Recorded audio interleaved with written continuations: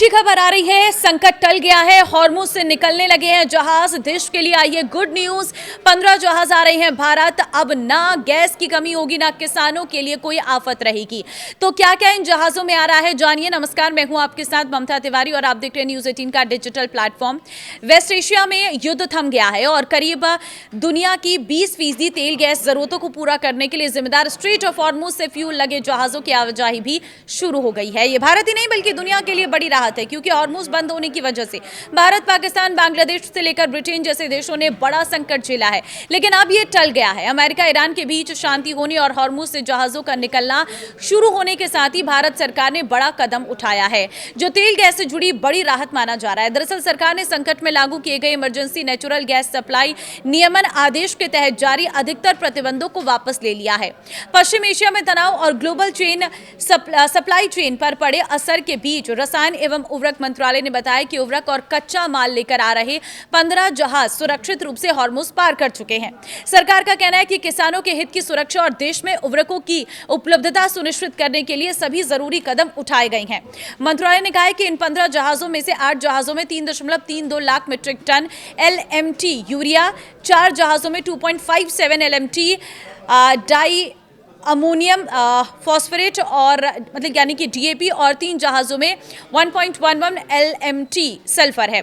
ये सभी भारत आ रहे हैं। मंत्रालय ने यह भी बताया कि 5 और जहाजों के भारत के लिए रवाना होने का कार्यक्रम है। रसायन और उर्वरक मंत्री जगत प्रकाश नड्डा ने कहा है कि पश्चिम एशिया में चल रहे संघर्ष ने ग्लोबल सप्लाई चेन को बुरी तरह से प्रभावित किया, जिससे उर्वरक की बढ़ती कीमतें और उसकी शिपमेंट में भी लगने वाला जो वक्त है वो बढ़ गया था। उन्होंने बताया है कि विदेशों में मौजूद भारतीय मिशनों ने उर्वरक विभाग को संभावित ग्लोबल उत्पादकों और सप्लायर्स से संपर्क करने में सक्रिय रूप से मदद की है। जेपी नड्डा ने कहा है कि उर्वरक विभाग राज्य सरकार के साथ लगातार तालमेल बिठा रहे हैं, जिससे क्षेत्रीय स्तर पर उपलब्धता और पारदर्शी वितरण सुनिश्चित किया जा सके। उन्होंने ये भी कहा है कि प्रधानमंत्री नरेंद्र मोदी के नेतृत्व में सरकार ने सुनिश्चित किया है कि किसानों के हितों को पूरी तरह से उनकी रक्षा हो। मंत्रालय ने यह भी बताया है कि फर्टिलाइजर प्लांट को होने वाले नेचुरल गैस की सप्लाई, जो कुछ वक्त के लिए करीब 65% तय की गई थी, घट गई थी, अब पूरी तरह से 100% बहाल हो गई है। मंत्रालय ने आगे कहा है कि उसने 197.56 लाख मीट्रिक टन फर्टिलाइजर का स्टॉक जमा कर लिया है, जो देश की 383.9 LMT की सालाना फर्टिलाइजर जरूरतों का 51% से अधिक है।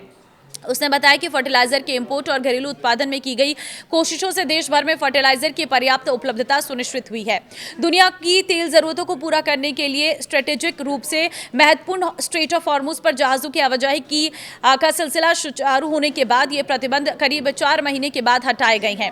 तो US ईरान वॉर की शुरुआत होने के बाद स्ट्रेट ऑफ हॉर्मुज बंद होने पर बीते 9 मार्च को घरेलू मार्केट में गैस तेल की किल्लत से निपटने के लिए सरकार ने आवश्यक वस्तु अधिनियम के तहत जरूरी इमरजेंसी प्रतिबंध लागू किए थे। वहीं भारत अपनी तेल गैस जरूरतों का अधिकतर हिस्सा आयात करता है और उसका एक बड़ा हिस्सा स्ट्रेट ऑफ हॉर्मुज से आता है।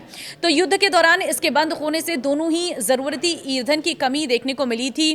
किसानों को परेशानी हुई थी क्योंकि उर्वरक नहीं आ पा रहा था। ऐसे में पेट्रोल, डीजल से लेकर LPG तक की कीमतों में और उर्वरक की कीमतों में इजाफा देखने को मिला था। लेकिन अब क्योंकि स्थितियां सामान्य हो गई हैं, तो ऐसे में अब जहाज जो है वो स्ट्रेट ऑफ हॉर्मुज से आराम से पार कर पा रहे हैं और इससे देश में जो कमियां हो रही थी वो वापस से अब रिवाइव होने लगी है। ऐसे में माना यह जा रहा है कि क्या पता जब अच्छे से यहां से आवाजाही पूरी तरह से शुरू हो जाए तो उसके बाद जो कीमतें हैं वो भी कम हो सकती हैं, चाहे फिर वो किसानों के लिए राहत की बात रहेगी या फिर वो आम जनता के लिए, क्योंकि पेट्रोल और डीजल के दाम भी जल्द कम किए जा सकते हैं। आप अपनी राय जरूर दें और इस वीडियो को शेयर कर दें। नमस्कार।